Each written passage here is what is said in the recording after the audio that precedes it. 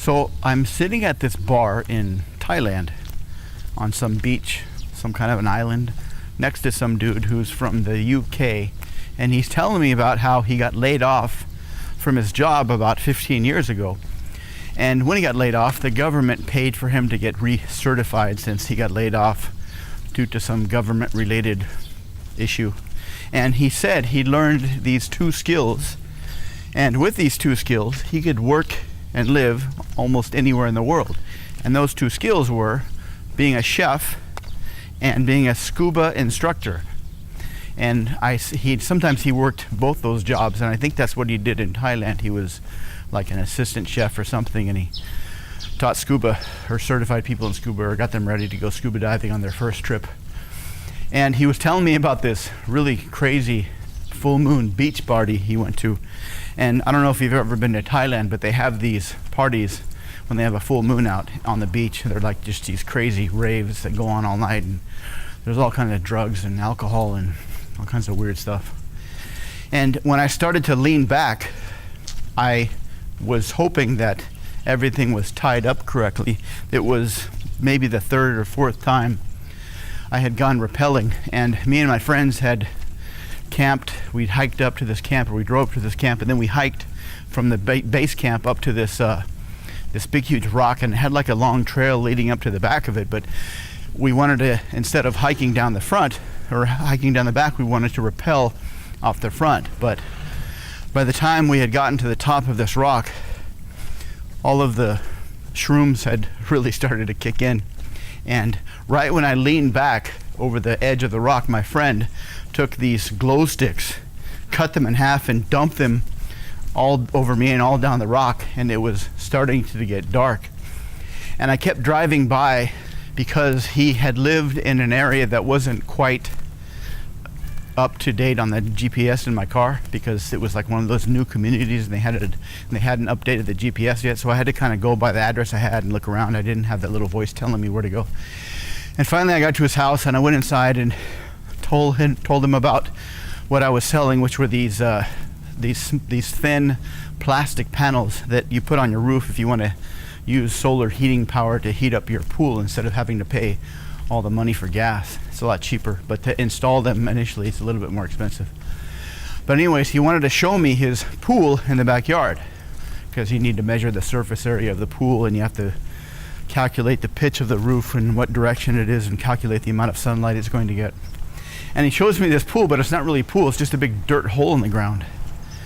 And it was perfectly straight down the sides, and then the bottom was flat. And he says, take a look inside, and I kind of walked up to the edge, and the motherfucker pushed me in to this hole in the ground in his backyard.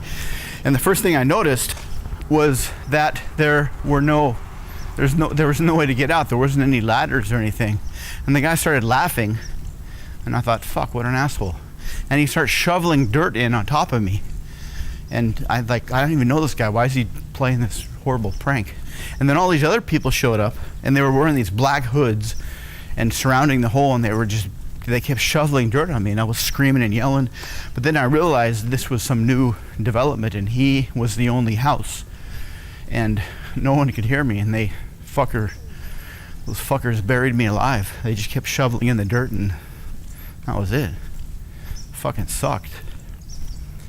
But if you ever go rappelling, make sure that you know how to tie all the knots properly, because the way it works is you have this harness, and you have like this metal kind of ring device, and the rope goes through this ring, so when you lean up back off the rock and you go down the face of the rock, the rope goes through this kind of ring thing and creates all the friction so you don't plummet to your death. But me, being the idiot that I am, and also maybe too much on shrooms, I didn't tie the knot correctly through this little loop thing in my belt, and so there was really no added friction, so it would be like just going over the edge of a cliff while holding onto a rope. And I burned my hands, and I let go, and I crashed down to the bottom.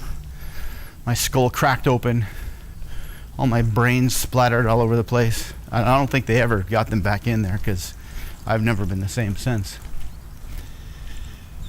So this guy shows up at this full moon party, and they had this big huge plastic like trash can that's like 30% Red Bull, 30% vodka, 30% something else, and like 10% liquid peyote. And he started drinking, and all the people were dressed up in this wild costumes. And by midnight, there was just, everyone was hammered and tripping, and all the girls were naked. But then he started like tripping out, like blanking out, like he doesn't remember much after that. And he said the next morning he woke up, and it was kind of like when you go out drinking and then you're like kind of barely conscious of what you're doing, and you stop by Taco Bell or Del Taco and you eat like $50 worth of food and you don't really remember, and then the next morning you get up and you're checking your pockets and you find the receipt and you're like, oh yeah, we went to Taco Bell and ate for like 2 hours. It was like that, except he looked around and most of the other partygoers were all dead and half eaten. So I guess this kind of full moon rave party didn't really turn into an orgy like he had hoped. It turned into some kind of cannibal party. So I guess the moral of that story is, if you go to a rave, make sure to be careful. But they are pretty fun if you ever find yourself invited to one. I definitely recommend them, even though I've never been to one myself.